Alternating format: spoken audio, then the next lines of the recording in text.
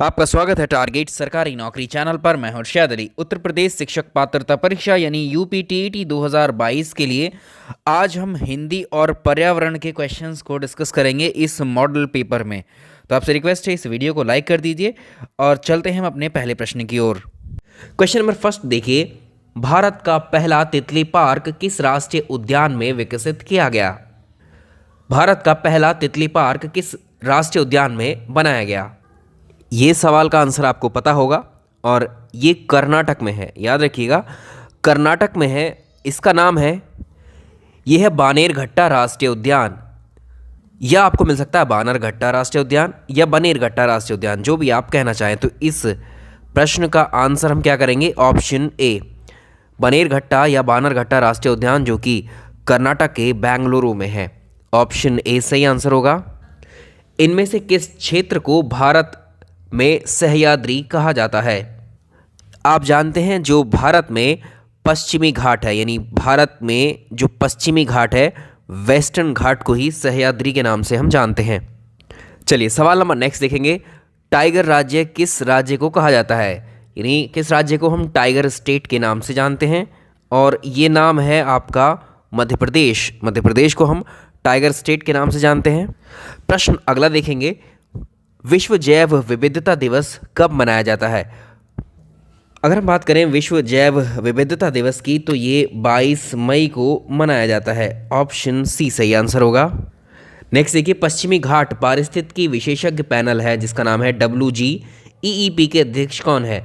आपने जो पर्यावरण का मास्टर वीडियो देखा है उसमें हमने इसका जिक्र किया था।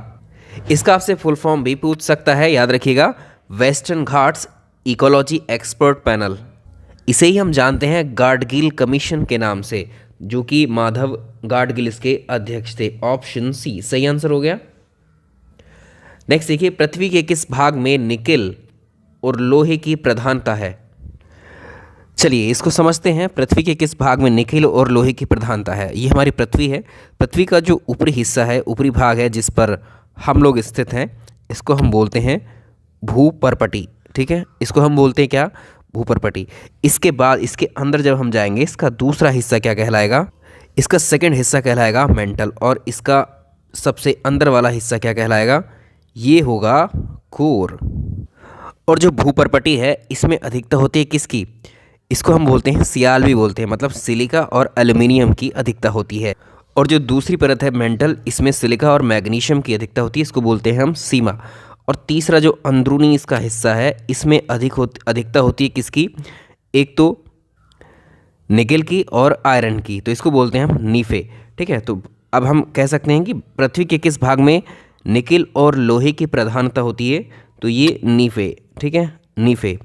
वैसे ऑप्शन में आपको इस तरह से देना चाहिए, कोर, भूपर्पटी और मेंटल, इस तरह से भी पूछता है, तो अब आंसर क्या करेंगे इसका? कोर में होती हैं या इसको नीफे बोलते हैं हम।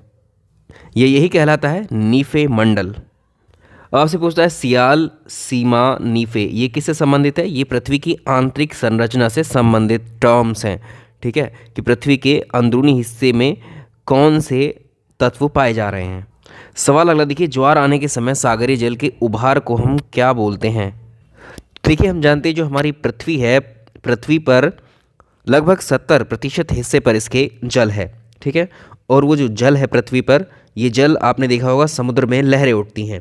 ठीक है, समुद्र में लहरें उठती हैं। समुद्र का जब जल ऊपर उठता है, लहरें उठती है, तो ऐसे ऊपर जाता है, फिर नीचे आता है, फिर ऐसे नीचे आता है। तो ये होता है सूर्य और चंद्रमा के गुरुत्वाकर्षण के कारण। जब गुरुत्वाकर्षण होता है इन दोनों के बीच में, तो क्या होता है, ये समुद्र का पानी जो है, आपने देखा होगा समुद्र तट पर वो लहरें आती हैं। ठीक है, समुद्र तट पर लहरें कैसे आती हैं, मूवीज़ वगैरह में देखा होगा। ठीक है, तो ये जल ऊपर उठता है इस वक्त। ठीक, जब ये गुरुत्वाकर्षण कम हो जाता है तो ये लहर नीचे पहुंच जाती है। ठीक है, फिर चंद्रमा का आकर्षण जब ज़्यादा होता है तो ये लहर फिर ऊपर उठती है। तो इसे जल को, समुद्र के जल को सूर्य और चंद्रमा के गुरुत्वाकर्षण के कारण ऊपर उठने को कहा जाता है ज्वार, और इसे नीचे गिरने को कहा जाता है भाटा। ठीक है, टाइड एंड एब। तो ज्वार और भाटा ये कहलाते हैं। अभी पूछा है ज्वार आने के समय सागरीय जल के उभार को पूछा है। सागरीय जल का उभार तो ये है, यानी ऊपर जा रहा है, तो इसको हम क्या कहेंगे? इसको सिंपल कहेंगे हम, ये ज्वार है। टाइड यानी उच्च ज्वार इसको हम बोलेंगे। ठीक है, सिंपल। ऐसे ही इस प्रश्न में पूछ सकता है ज्वार आने के समय सागरी जल के नीचे गिरने को क्या कहा जाता है। तब आंसर करेंगे आप एब या भाटा। नेक्स्ट देखिए, निम्नांकित में से कौन सा युग्म सुमेलित नहीं है। चलिए इसको देखिए, यहाँ पर आपको जलधाराएं दी हुई हैं और वो किस महासागर से संबंधित हैं, किस महासागर में उठती हैं वही। तो ब्राज़ील धारा जो है ये गर्म जलधारा है, ठीक है, और ये कहाँ पर है, दक्षिण अटलांटिक महासागर में। हम बात करें अगर सेकंड की, तो सेकंड में देखिए हम्बोल्ट धारा जो है ये उत्तरी प्रशांत महासागर में नहीं है, जबकि दक्षिणी प्रशांत महासागर में है, ठीक है। तो यही वाला हमें चूज़ करना है। गल्फ स्ट्रीम ये गर्म जलधारा है, उत्तरी अटलांटिक महासागर में है, और अगुलहास धारा जो है हिंद महासागर में ही गर्म। अगर आप उत्तर प्रदेश में यूपीपीएससी और यूपी ट्रिपल एससी के द्वारा कराई जाने वाली परीक्षाओं की तैयारी कर रहे हैं तो अनअकैडमी लर्निंग ऐप पर मेरी क्लासेस चल रही हैं। डिस्क्रिप्शन में लिंक है अनअकैडमी लर्निंग ऐप का और मेरे प्रोफाइल का, मुझे फॉलो कर लीजिए वहाँ पर ताकि मेरी लाइव क्लासेस के नोटिफिकेशंस आपको मिल सकें। और यूपीपीसीएस 2022 की अगर आप तैयारी कर रहे हैं तो आपके लिए एक जीएस पेपर 1 की फ्री टेस्ट सीरीज चल रही है अनअकैडमी लर्निंग ऐप पर।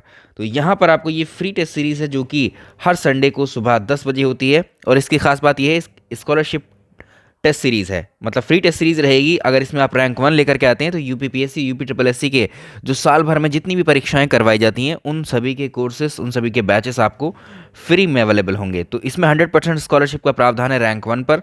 रैंक 2, 3 लेकर के आते हैं तो 50% स्कॉलरशिप है आपका 1 साल के सब्सक्रिप्शन पर। तो यहाँ पर फ्री बैच भी अवेलेबल हैं और प्लस बैच भी। प्लस बैच के अपने बेनिफिट्स हैं। तो अगर आप देखें इसमें उत्तर प्रदेश में जो लेखपाल भर्ती है, लेखपाल के लिए आपका एक बैच ऑलरेडी स्टार्टेड है, इसको देख सकते हैं। ये 7 जनवरी से बैच शुरू हो चुका है। लेखपाल के लिए उन्नत बैच है और यूपी कांस्टेबल के लिए वीर बैच है। तो इस बैच में मेरी जीके की क्लासेस चल रही हैं, तो इन बैचेस को आप ज्वाइन कर सकते हैं। और आप जीएस की टेस्ट सीरीज देकर के जो रैंक 1 हासिल करके ये सारे जो एग्ज़ाम आपको नज़र आ रहे हैं स्क्रीन पर, upper PCS, lower PCS, RO, UPSI, PET, लेखपाल, बीओ, इन सब की स्ट्रक्चर्ड तैयारी कर सकते हैं बिल्कुल सिलेबस के अकॉर्डिंग फ्री में। या अगर आप फ्री के अलावा इनको सब्सक्रिप्शन के थ्रू लेना चाहते हैं तो प्लस में आप अनअकैडमी के इन कोर्सेज़ को अवेल कर सकते हैं। तो अनअकैडमी में एक सिंगल सब्सक्रिप्शन पर भी ये सारे कोर्सेज़ आपको अनलॉक हो जाते हैं, जिसमें आपके सब्सक्रिप्शन के जो पैक हैं वो इस तरह से हैं। जैसे 24 मंथ का अगर आप लेते हैं सब्सक्रिप्शन तो ये आपको 567 रुपये पर मंथ के अकॉर्डिंग पड़ता है, और ये ईएमआई कॉस्ट पर भी अवेलेबल हैं। अगर आप चाहते हैं कि इन पर 10% का डिस्काउंट, तो आप मेरा रेफरल कोड IALI10 ये रेफरल कोड लगाएंगे तो आपको 10% का ऑफ होकर के ये इतने में हो जाएगा। तो कोई भी आप सब्सक्रिप्शन ले सकते हैं, 1 मंथ, 3 मंथ, 6 मंथ, 12 मंथ्स, और इन पर आप मेरा रेफरल कोड यूज़ करेंगे IALI10 तो आपको 10% का एडिशनल डिस्काउंट भी इन सभी सब्सक्रिप्शन पर मिल जाएगा। गर्म जलधारा है। Great barrier reef, great barrier reef इनमें से क्या है। ग्रेट बैरियर रीफ को आप जानते हैं, इनको हम बोलते हैं जो मूंगे की चट्टानें होती हैं, प्रवाल भित्ति या कोरल रीफ के नाम से जानते हैं आप। तो ये ऑस्ट्रेलिया के निकट क्या होती हैं, प्रवाल भित्ति। प्रश्न बहुत पूछा जाता है आपसे। तो ये क्या है, विश्व में सबसे बड़े कोरल रीफ है ये ग्रेट बैरियर रीफ। तो ये महासागर कौन सा है यहाँ पर इसके पास में, ये है प्रशांत महासागर, ठीक है, प्रशांत महासागर में। और ये ऑस्ट्रेलिया का कौन से हिस्से पर, ऑस्ट्रेलिया के पूर्वी हिस्से पर पड़ती है ये। नेक्स्ट देखिए, उच्चतम लवणता कहाँ पाई जाती है, हाईएस्ट सैलिनिटी इनमें से किस में पाई जाती है। तो ये है वॉन झील, टर्की में है ये, वॉन झील में पाई जाती है सर्वाधिक लवणता। भारत शब्द का सर्वप्रथम उल्लेख कहाँ मिलता है। तो ये सबसे पहले जो उल्लेख मिलता है भारत शब्द का वो मिलता है पुराणों में हमें। किस में, वो भी वायु पुराण में। राजा दुष्यंत और उनकी पत्नी शकुंतला देवी जो थी, इनके पुत्र के रूप में। चलिए प्रश्न नंबर अगला देखें, भारतीय संविधान में उल्लिखित इंडिया शब्द की उत्पत्ति किस भाषा से हुई है। तो देखिए भारत के संविधान में जो इंडिया शब्द है ये एक यूनानी शब्द है, यानी ये एक ग्रीक शब्द है, ठीक है। कई बार प्रश्न पूछा जाता है इस पर भी। भारत का सुदूरस्थ बिंदु के संबंध में कौन से सही हैं।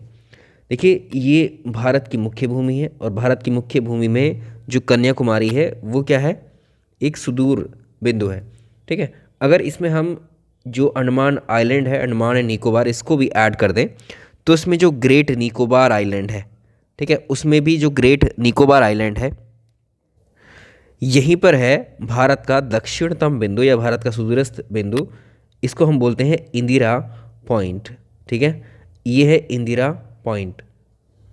तो ये सुदूरस्थ बिंदु में एक तो इंदिरा पॉइंट आ जाएगा, ठीक है, ये पूरे भारत का है, ठीक है। और अगर हम मुख्य भूमिका देखें तो वो कन्याकुमारी। तो ये फर्स्ट एंड थर्ड हमें चुनने होंगे क्योंकि एक से ज़्यादा ऑप्शन इसमें दिए हुए। तो इसका आंसर हो जाएगा ऑप्शन ए। ऑप्शन ए इसका सही आंसर होगा। लेकिन इसके अलावा अगर हम बात करें इंदिरा कॉल की, तो ये भारत का सबसे उत्तरी बिंदु है, ये तो नहीं रहेगा। अब इस पार्सन पॉइंट की भी बात कर लेते हैं क्योंकि ऑप्शन में इसको भी शामिल किया गया है। इसके अलावा जो पार्सन पॉइंट है या पार्सन द्वीप है, ये भी कहाँ स्थित है? ग्रेट निकोबार में ही स्थित है। तो अगर हम सुदूरस्थ की बात कर रहे हैं तो देखो मेनलैंड तक तो ये यहाँ तक ठीक है। मेनलैंड का सुदूर बिंदु क्या है भारत का, मुख्य भूमिका, तो वो हो जाएगा कन्याकुमारी। लेकिन इससे भी बाद में हमें 2 पॉइंट और मिलते हैं। एक तो पार्सन पॉइंट है जो ग्रेट निकोबार में है और दूसरा इंदिरा पॉइंट है। तो इसको पहले और फोर्थ को हम चुन लेंगे, ठीक है। चलिए नेक्स्ट, निम्नलिखित में से कौन सा युग्म सुमेलित है? अगला देखिए, इसमें 14 क्वेश्चन को देखें, कौन सा युग्म सुमेलित है? इसमें Pygmalion point, Indira call, Kanyakumari और गौर माता, ये सब आपको पता है क्या है ये? अभी हम डिस्कस कर रहे थे पिछले क्वेश्चन में पिग्मेलियन पॉइंट कहाँ पर है? ग्रेट निकोबार में है। तो ये अंडमान और निकोबार का ही हिस्सा है, ठीक है। तो ये सही सुमेलित है। इंदिरा कॉल की बात करें तो ये भारत का उत्तरी बिंदु है। उत्तरी बिंदु कहाँ पर है? ये पहले जम्मू कश्मीर में हुआ करता था, अभी ये लद्दाख में है, ठीक है। अभी ये कहाँ पर है? लद्दाख में, ठीक है। तो अगला देखिए, कन्याकुमारी अंतरीप, ये कहाँ पर है? ये तमिलनाडु में है, ठीक है, ये भी ठीक है। और गौर माता ये गुजरात में। ये भारत का पश्चिमी बिंदु है, भारत का दक्षिणी बिंदु, भारत का उत्तरी बिंदु, ठीक है। इस तरह से कर लेंगे। निम्न में से असत्य कथन का चयन कीजिए, जो गलत है आपको वो चुनना है। चलिए सिंपल से फैक्ट दिए हैं इंडिया के बारे में। भारत एक प्रायद्वीप है। अगर आखिरी वाला स्टेटमेंट देखें, भारत एक प्रायद्वीप वो क्षेत्र होते हैं, वो लैंड एरिया होते हैं जो 3 तरफ से पानी से घिरे होते हैं। तो ये बात सही है, भारत एक प्रायद्वीप है, भारत 3 तरफ से पानी से घिरा है। तो यहाँ पर असत्य कथन चुनना है, ये तो सत्य है, ठीक है। भारत की आकृति चतुष्कोणीय है। भारत की आकृति चतुष्कोणीय है, बिल्कुल है। भारत की लंबाई और चौड़ाई समान है, ये बात गलत है। भारत की लंबाई चौड़ाई समान है मतलब वर्गाकार की ओर इंडिकेशन कर रहा है, लेकिन ऐसा नहीं है, ठीक है। तो ये देखिए, अब नेक्स्ट चलेंगे, यही हो जाएगा हमारा आंसर। बौद्ध ग्रंथों में भारत को जम्बूद्वीप से संबोधित किया गया था, ये बात भी बिल्कुल सही है। केसर में जो फूल होते हैं, जो पुष्प होते हैं केसर में, वो क्या करते हैं? ये कम ताप पर बंद हो जाते हैं और अधिक ताप पर खुल जाते हैं। ये इसकी क्या है? विशेषता है। Option B. न्यूटन के गति के प्रथम नियम किससे संबंधित है? हमने न्यूटन की गति के 3 नियमों को पढ़ा था। उसमें जो प्रथम नियम है वो जड़त्व यानी इनर्शिया को प्रदर्शित करता है, ठीक है। इनर्शिया यानी जड़त्व से संबंधित है, यानी कोई वस्तु अगर विराम अवस्था में है तो वो विराम में ही रहना चाहिए, कोई वस्तु अगर गति में है तो वो गति में ही रहना चाहिए। इसे बोलते हैं हम जड़त्व। जो सोलर एनर्जी है यानी सौर ऊर्जा से रासायनिक ऊर्जा में रूपांतरण का एक एग्जाम्पल आपको बताना है। सोलर एनर्जी जब कन्वर्ट होती है किसमें? केमिकल एनर्जी में। तो उसका एग्जाम्पल क्या है इसमें? जो फोटोसिंथेसिस की क्रिया होती है उसमें क्या होती है? उसमें क्या होता है? फोटोसिंथेसिस में जो सौर ऊर्जा है वो रासायनिक ऊर्जा में इसका रूपांतरण होता है। नेक्स्ट देखिए, मस्तिष्क का सहायक असिस्टेंट ऑफ ब्रेन किसे कहा जाता है? तो ये होता है क्या? मेरुरज्जु यानी बोन मैरो को ही बोलते हैं, ठीक है। Option B. नेक्स्ट देखिए, न्यूमैटिक केंद्र शरीर के किस भाग में उपस्थित होता है? न्यूमैटिक केंद्र जो हमारा पश्च मस्तिष्क भाग होता है, ठीक है, जो पश्च मस्तिष्क भाग है उसी को हम बोलते हैं क्या? पोन्स। और ये न्यूमैटिक केंद्र कहाँ होता है? पोन्स में स्थित होता है। मोमबत्ती के जलने की प्रक्रिया में कौन सा परिवर्तन होता है? करवाया था आपको। तो मोमबत्ती जब जलती है तो उसमें धागा भी होता है, मोम भी पिघलता है। तो ये मोमबत्ती के जलने की प्रक्रिया में रासायनिक और भौतिक दोनों तरह के परिवर्तन होते हैं। ऑप्शन सी इसका सही रहेगा। किस अनुच्छेद के तहत राष्ट्रपति को उच्चतम न्यायालय से परामर्श प्राप्त करने का अधिकार है? आर्टिकल 143 इसका सही आंसर हो जाएगा। Option D. राज्य की जो विधानसभा है उसका विधानसभा अध्यक्ष जो होता है अपना त्यागपत्र किसे सौंपकर अपने पद को छोड़ देता है? तो जो विधानसभा है उस विधानसभा में जो उपाध्यक्ष होता है, उपाध्यक्ष, इसी को अपना इस्तीफा सौंप देता है, ठीक है। नेक्स्ट देखिए, भारत के संविधान के अनुच्छेद 35A को कैसे जोड़ा गया था? तो ये राष्ट्रपति के द्वारा पारित एक आदेश के द्वारा इसको जोड़ा गया था, यानी डॉक्टर राजेंद्र प्रसाद के द्वारा इसको जोड़ा गया था। नेक्स्ट देखिए, प्रधानमंत्री की नियुक्ति किसके द्वारा की जाती है? उच्च न्यायालय के जो मुख्य न्यायाधीश है इसके द्वारा, राष्ट्रपति के द्वारा, लोकसभा के अध्यक्ष के द्वारा? इसको कर लेंगे, भारत के राष्ट्रपति के द्वारा की जाती है। सवाल अगला, दांडी मार्च कब शुरू किया गया था? तो दांडी मार्च शुरू किया गया था 12 मार्च 1930 को। नेक्स्ट देखिए, 23 जनवरी 2021 को नेताजी सुभाष चंद्र बोस की कौन सी जयंती मनाई गई? याद रखेंगे, इंपॉर्टेंट है ये जयंती है, 125वीं जयंती है ये, और इस 125वीं जयंती को 23 जनवरी को पराक्रम दिवस के रूप में मनाया जाया करेगा। ठीक है, तो इसका आंसर हो जाएगा ऑप्शन सी। तो पराक्रम दिवस जो है हम नेताजी सुभाष चंद्र बोस की जयंती के रूप में ही इसको मनाएंगे। सवाल नंबर अगला देखिए, सूची 1 को सूची 2 से आपको मिलाना है। इधर संस्थान है और उनकी स्थापना वर्ष है। ठीक है, ये चारों के चारों जो संस्थान आप जान रहे हैं उत्तर प्रदेश के महत्वपूर्ण संस्थान है। भातखंडे संगीत संस्थान की स्थापना वर्ष 1926 में की गई थी, ये सही बात है। राज्य ललित कला अकेडमी की स्थापना वर्ष 1962 में की गई थी। उत्तर प्रदेश संगीत नाटक अकेडमी की 1963 में। भारतेंदु नाट्य अकेडमी यानी BNA इसको बोलते हैं हम, इसकी स्थापना 1975 में की गई थी। तो ये चारों ऑलरेडी मैच्ड हैं। अब इन संस्थानों के हेडक्वार्टर्स या पूछते हैं संस्थान कहाँ पर स्थित हैं, तो ये सारे के सारे संस्थान कहाँ पर हैं? लखनऊ में स्थित हैं। ठीक है, याद रखिएगा, ये चारों संस्थान उत्तर प्रदेश के लखनऊ के हैं। राष्ट्रीय महिला आयोग की वर्तमान अध्यक्ष इनमें से कौन है? ये सवाल पहले भी पूछा गया था इस परीक्षा में। इसका आंसर होगा ऑप्शन सी। ऑप्शन सी इसका सही आंसर होगा, रेखा शर्मा। नेक्स्ट देखेंगे, 9 जनवरी 2021 को प्रवासी भारतीय दिवस सम्मेलन आयोजित किया गया। वर्ष 2021 में इसका मुख्य विषय क्या था? तो जो इसका थीम था आत्मनिर्भर भारत में योगदान, ये इसका थीम था। चलिए, ये हो गया हमारे पर्यावरण के इंपॉर्टेंट प्रश्न। अब बात कर लेते हैं अगले हम हिंदी के प्रश्नों पर। चलिए, सवाल नंबर नेक्स्ट हिंदी का प्रश्न है, भोला राम का जीव इसके रचनाकार लेखक बताने कौन है आपको? चलिए देखिए, भोला राम का जीव लिखी गई थी किसके द्वारा? हरिशंकर परसाई के द्वारा। ऑप्शन सी सही आंसर होगा। छत के ऊपर कौन बैठा है वाक्य में कौन सा सर्वनाम है? छत के ऊपर कौन बैठा है वाक्य में कौन सा सर्वनाम है? देखिए, अनिश्चयवाचक सर्वनाम की अगर हम बात करें तो जैसे किसी वाक्य में हमें कोई शब्द मिलता है, ठीक है, कुछ शब्द मिलता है, तो ये क्या होते हैं? अनिश्चयवाचक सर्वनाम। अगर हमें प्रश्नवाचक सर्वनाम की बात करें तो इसमें क्या, कौन, ये सब, ठीक है, इस तरह के शब्द होंगे तो वो क्या होगा? प्रश्नवाचक सर्वनाम। इसका आंसर हो जाएगा ऑप्शन बी। अब है निश्चयवाचक। निश्चयवाचक में क्या होते हैं? यह वह जो शब्द आते हैं वो निश्चयवाचक सर्वनाम के एग्जाम्पल होते हैं। और चलिए नेक्स्ट है, निम्नलिखित शब्दों में पुल्लिंग शब्द का चयन कीजिए। चलिए देखिए, ऐसे शब्दों की पहचान हम पुल्लिंग या स्त्रीलिंग शब्दों की पहचान ऐसे क्या करते हैं, उनको क्रियाओं के साथ जोड़ करके हम चेक कर लेते हैं। जैसे यमुना क्या है? रिवर है। यमुना नदी है। तो यमुना हम क्या बोलते हैं? यमुना बहती है बोलते हैं या बहता है बोलते हैं? यमुना बहती है या बहता है? ठीक, तो यमुना क्या है? यमुना बहती है, तो ये इसको आइडेंटिफाई कर सकते हैं, ये स्त्रीलिंग है। ठीक है, शारदा जा रही है या शारदा जा रहा है? तो शारदा क्या है? ये भी एक स्त्रीलिंग है। चरखा, अब चरखे की बात करेंगे। जैसे चरखा है तो चरखा चलाया या चरखा चलाई? तो चरखा चलाया, तो ये क्या है? इससे पुल्लिंग का बोध हो रहा है। ठीक, मराठी सीखा या मराठी सीखी? तो मराठी सीखी जाती है ना, तो ये स्त्रीलिंग है। नहीं सीखिए, अष्टादश शब्द का सही तद्भव क्या है? ये है 18। Option C 18। नहीं सीखिए, अधिनायक में कौन सा उपसर्ग है? तो सिंपल है, अधि है, ये अधि उपसर्ग। Option C. नेक्स्ट देखिए, तितर बितर हो जाना मुहावरे का अर्थ आपको बताना है। इसका मतलब होगा अलग अलग बिखर जाना। Option C. भाई कल से हम जो प्रैक्टिस सेट्स हैं या आपके मॉडल पेपर हैं ये 2 करेंगे दिन में। ठीक है, 2 मॉडल पेपर डिस्कस करेंगे ताकि आपको नंबर ऑफ क्वेश्चंस ज़्यादा मिल जाएं। देखिए, चक्रधर पद में कौन सा समास है?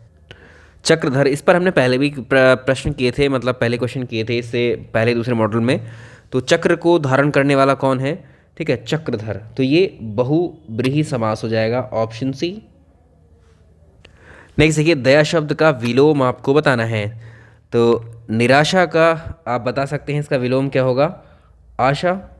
निर्यात का बता सकते हैं, क्या होगा? आयात। और दया का हो जाएगा निर्दयता। Option C. और अंत का हो जाएगा आदि। ऑप्शन सी आंसर सही होगा। दूध वाला शब्द रचना की दृष्टि से क्या है? जो दूध वाला शब्द है ये क्या होगा? यौगिक है ये। ठीक है, रूढ़ शब्द कौन से होंगे? ऐसे शब्द जिनके हम टुकड़े नहीं कर सकते। जैसे इसका एग्जाम्पल आप ले लो, कमरा है, कलम है, पंखा है, ठीक है। इनको ऐसे नहीं लिख सकते आप, काला, मतलब उस तरह से आप नहीं बोल सकते इनको। मतलब जिनके सार्थक खंड नहीं किया जा सकते, ऐसे शब्द कहलाएंगे रूढ़ शब्द। तो जिसमें रूढ़ शब्दों में एग्जाम्पल के तौर पर हम कमरा, कलम, रोटी, पंखा ये सब ले सकते हैं। जिनके सार्थक खंड कर सकते हैं, जैसे दूध वाला, तो इसमें कर सकते हैं आराम से। जैसे विद्यालय है, विस्मय विद्या और आलय। चलिए, व्याकरण की दृष्टि से शुद्ध शब्द कौन सा बताना है आपको। तो देखिए, इसमें जो शुद्ध होगा वो होगा ये वाला, ठीक है, परीक्षा। चारुचंद्र की चंचल किरणें खेल रही हैं जल थल में, प्रस्तुत पंक्तियों में कौन सा अलंकार है। इसमें जो चा वर्ण है इसकी आवृत्ति बार बार हो रही है, तो ऐसे को हम बोलेंगे क्या? अनुप्रास अलंकार। अंबर का पर्यायवाची आपको बताना है, तो ये होगा अनंत, ठीक है, अनंत। आसमान कह लीजिए आप, आकाश कह लीजिए, अनंत कह लीजिए, अंबर कह लीजिए। व्योम भी इसी का है, गगन भी इसी का पर्यायवाची है। नेक्स्ट देखिए, विज्ञ किसका विलोम शब्द है? विज्ञ का मतलब होता है, इसका मतलब होता है विद्वान। विज्ञ का मतलब होता है विद्वान, और विद्वान का उल्टा क्या होगा? मूर्ख। मूर्ख को हम बोलते हैं क्या? अज्ञ। Option B. कनक शब्द का अर्थ इनमें से कौन सा नहीं है? कनक शब्द का अर्थ इनमें से कौन सा नहीं है? देखिए, सोना होता है, धतूरा होता है, गेहूं होता है, लेकिन सोम नहीं होता है। ऑप्शन सी। ऑप्शन सी सही होगा, क्योंकि चंद्रमा को सोम कहा जाता है, ये अमृत को भी सोम कहा जाता है। प्र उपसर्ग का प्रयोग किस शब्द में नहीं किया गया है?